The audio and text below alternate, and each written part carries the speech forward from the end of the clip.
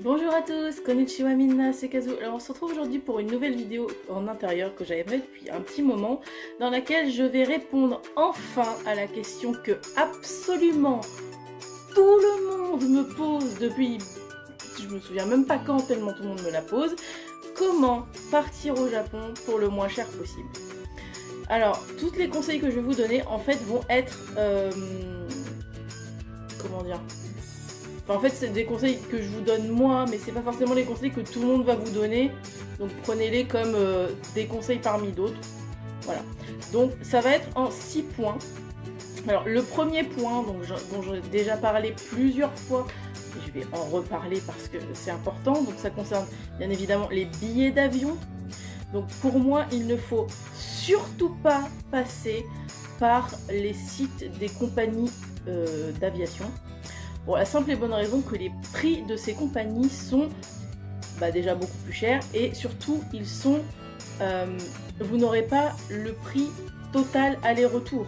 Vous allez avoir un prix pour l'aller, un prix pour le retour, donc ça multiplie les frais.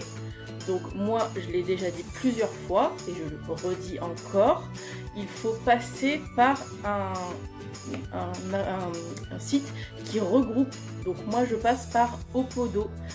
Je précise encore une fois, je ne suis pas sponsorisée par Opodo, mais c'est un site qui est très bien et en fait quand vous avez les prix sur ce site, vous avez vraiment le prix aller-retour. Vous n'avez pas de surprise de dernière minute qui se rajoute, genre oh là là, faut que je rajoute encore quelque chose, voilà, à moins que vous vouliez choisir votre site, votre siège, mais ça c'est encore autre chose.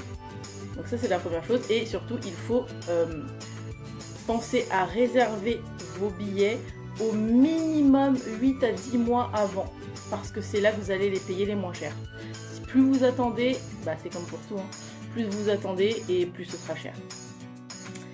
Le deuxième point, si vous voulez partir au Japon pour le moins cher possible, c'est l'hébergement. Il ne faut surtout pas prendre des hôtels.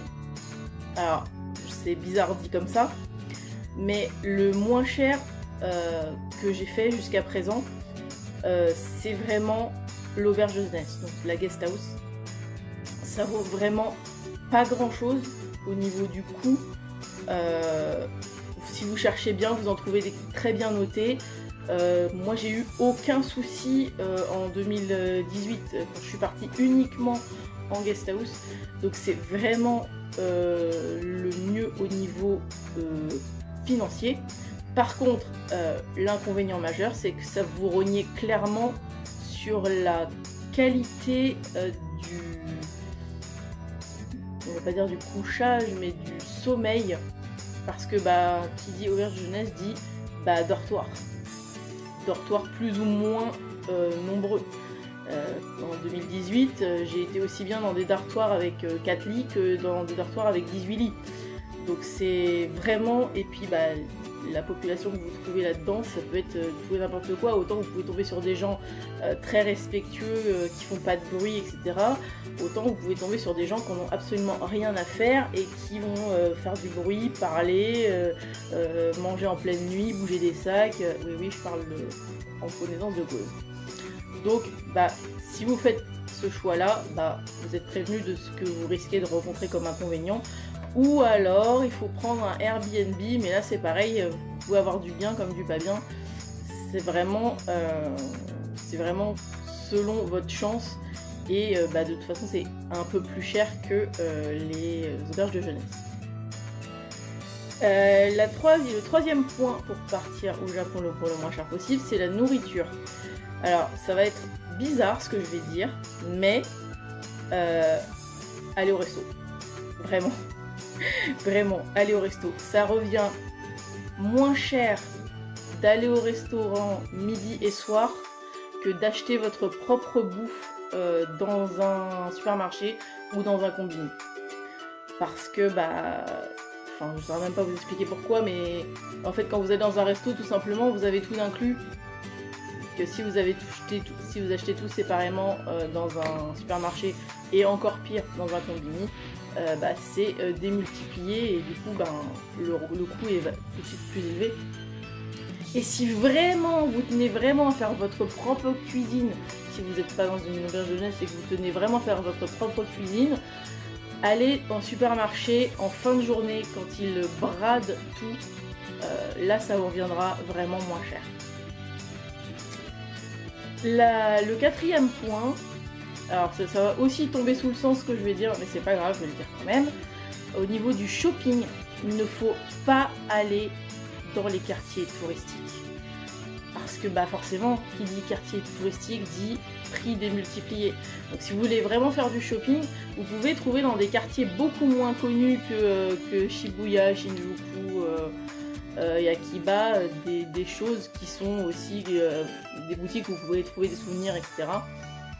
Et souvent ce sera moins cher que si vous allez vraiment dans les boutiques à Shibuya, vous attendez pas à tomber sur des trucs à 100 yens quoi. Enfin, je schématise un peu, mais grosso modo c'est ça. La cinquième chose, ça va concerner les activités que vous pouvez faire là-bas, ou les loisirs, ou bref. Sachez qu'il y a beaucoup de choses que vous pouvez faire qui coûtent pas cher du tout là-bas. D'ailleurs, j'avais fait une vidéo spéciale sur 10 choses qui coûtent 0 € ou presque. Donc je vous remettrai le lien quelque part là-haut ou en description. Et il y a vraiment pas mal de choses à faire pour pas grand chose, voire gratuitement. Il y a des parcs dans l'entrée qui coûtent presque rien, il y a des musées dans l'entrée qui coûtent presque rien. Vraiment, si vous creusez un peu, si vous cherchez un peu, il y a pas mal de choses à faire à Tokyo ou ailleurs d'ailleurs pour pas cher en fait, ou presque rien. Et la sixième chose, c'est au niveau de internet, parce que si vous n'avez pas internet au Japon, vous êtes foutu. Autant au niveau du GPS pour vous repérer que pour savoir quoi trouver où si vous n'avez pas préparé, ou bref. Si vous n'avez pas internet, vous êtes un peu foutu. Du coup, en fait, ce qu'il faut savoir, c'est que il y a théoriquement du wifi gratuit partout. Mais ça, c'est la théorie. La réalité, c'est que le wifi gratuit, vous pouvez pas le capter partout. Donc si vous voulez vraiment ne pas payer internet, fiez-vous au wifi gratuit, mais ce sera entre guillemets à vos risques et périls. Sinon, le mieux, et effectivement là c'est pas gratuit, ça a un coût, c'est de louer un pocket wifi. Je dis ça comme ça parce que Sarah avait carrément acheté une puce japonaise, mais je trouve que c'est beaucoup d'ennuis pour rien. La location du pocket wifi depuis la France pour votre durée de séjour a un coût certes, mais ça vous sauvera tellement la vie que ce sera moins grave. Parce que vraiment, le wifi gratuit au Japon a ses limites. On en fait tout un plat, on en fait toute une caisse en disant oui, le wifi gratuit là-bas, c'est génial. Ouais, sauf que c'est génial si vous le captez, sauf que si vous le captez pas, vous êtes foutu. Voilà, du coup, il vaut mieux, tant pis, vous avez déjà rogné sur tous les autres points, donc si vous dépensez un peu si vous dépensez une certaine somme pour louer un pocket wifi, à la limite, c'est moins grave. Je vous redonnerai en barre d'infos le lien du site par lequel j'étais passée en 2018 pour louer le mien. Ça m'avait coûté 100 € pour un mois, donc en soi, c'est un peu cher, mais pas tant que ça pour un mois. Voilà, j'ai déjà fait le tour de tous les points.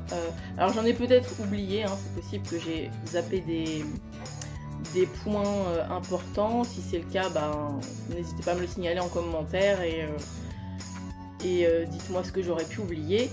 Je vais vous faire des bisous, je vous remercie d'avoir regardé cette vidéo, pensez à la liker, à la commenter, à la partager, j'espère qu'elle vous sera utile, et pensez aussi à vous abonner et à activer la cloche de notification pour ne pas louper les prochaines, et moi je vous dis à la prochaine, ciao ciao.